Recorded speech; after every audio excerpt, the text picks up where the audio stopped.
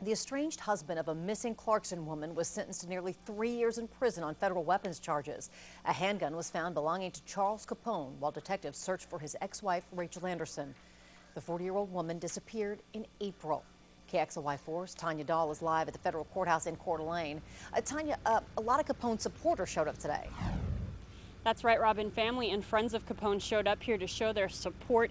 His sister and a church friend addressed the judge, and they talked about Capone's honesty and kindness, but ultimately his extensive criminal background and the fact that he violated his probation resulted in a 33-month prison sentence. Charles Capone sat inside this federal courthouse today awaiting his fate. In July, Capone pleaded guilty to 1 count of unlawful possession of a firearm. Court documents describe how detectives were tipped off by someone who was storing a Glock 40 pistol for Capone.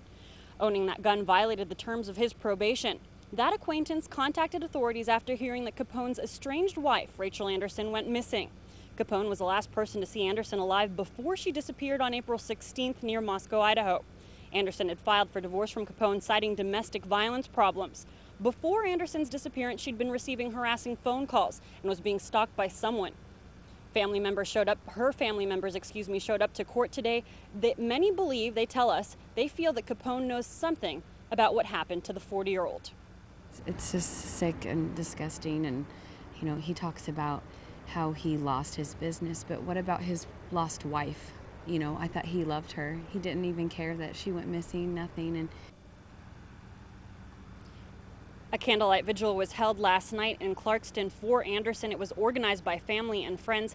That case is still under investigation. Local law enforcement have formed the Rachel Anderson Missing Person Task Force. And we attempted to actually speak to Capone's sister as she left the courthouse this afternoon, but she declined our request for an interview.